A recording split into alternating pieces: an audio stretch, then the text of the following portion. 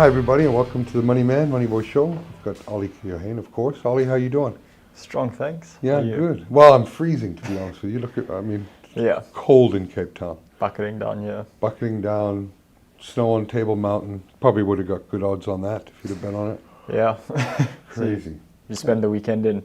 Yeah, I spent the weekend indoors and I think because of all the disruptions to North American sports in terms of the cancellations for the Black Lives Matter movement,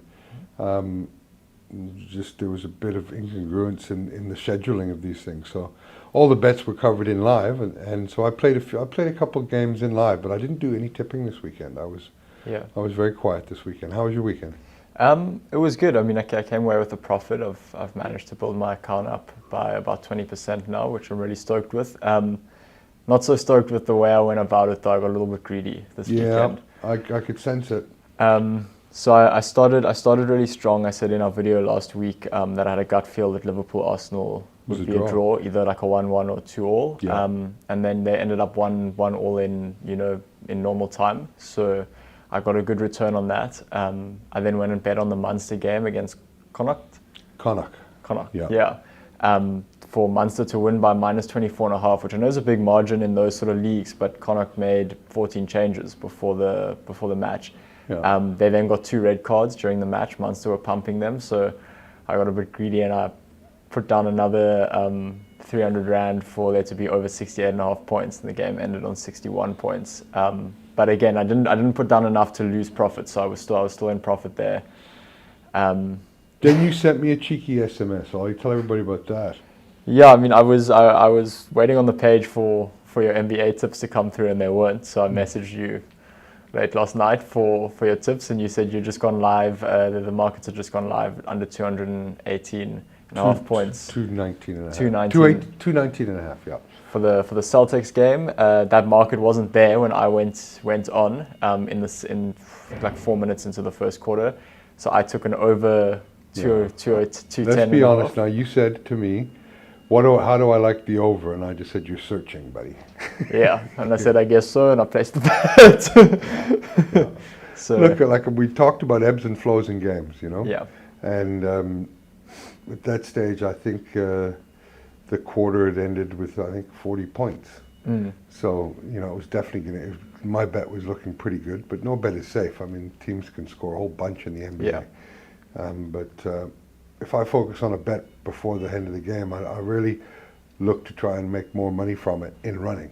I'm happy with it. That was my bet. So that's the research I'd done. So, you were looking to make a bet, and yeah, exactly. Not even looking to make money there, just have my hands in something. Yep. Yeah.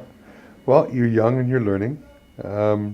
But yeah, it was a nice weekend for me to take a bit of a break. I would have liked to have tipped some stuff, but with no pre-game betting available, I didn't want to tip anything in running because I like to do a bit of prep work beforehand.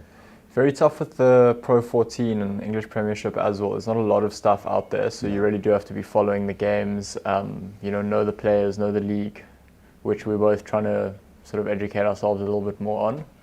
Well, the Pro 14's winding down, isn't it? Yeah. I think they're both winding down to conclude their season. And there's very little previews and very few. You've got to know you've got to know those leagues to be making bets, and I don't know those leagues. Yeah. I don't make too many bets on those leagues unless I know, and there's not a lot of predictions and previews out there on it. Not anything decent anyway.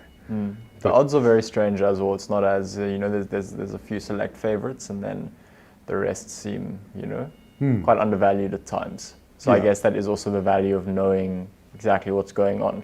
Where here we're sort of fed with like Premier League news, Super Rugby news. You've got to feel the whole week of what's sort of happening before the matches. Whereas if you want to place a bet on those leagues, you really have to go and dig. Yeah. Well, that's part of the fun of doing research, isn't it? For sure. Yeah. But part of the danger of looking for bets too. Yeah, absolutely. There's and of course, as they wind down, there's a few games this week. There's the start of the U.S. Open. Yeah. Tennis.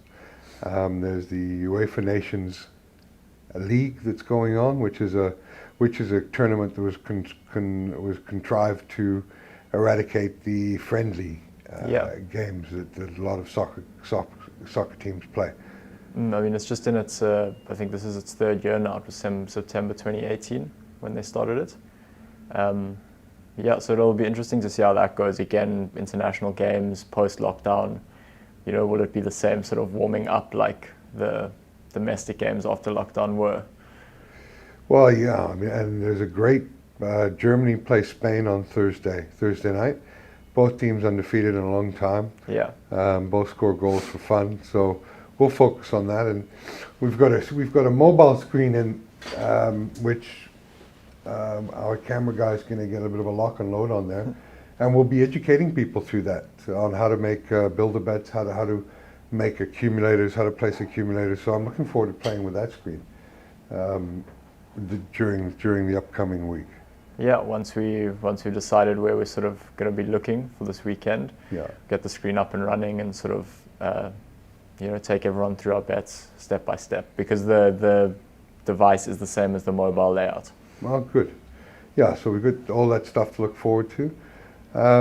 Anything you're focusing on this week? We're just enjoying the sport and, you know, not losing any money, because you know, I'm still in profit, like I said, but should have been in more profit had I not chased those two bets. So Yeah. I think when that does happen, you know, it's always just take a step back and kind of look where the value bet is rather than where a bet is, you know. So I'm excited for the Germany-Spain game. I'm a German supporter. My granddad's from Germany, so and they play brilliant football. So I'm just looking forward to that match, and I'll see leading up to it whether I'm going to be betting or not. But I'll definitely be watching it. Yeah, well, I will have a punt on it, so I'll be doing my homework over the next couple of days, and we'll get a show out for Wednesday that'll cover that game. Awesome. Okay, man. Well, let's hear to another good week. Thanks, Kev. Thanks, See all. you.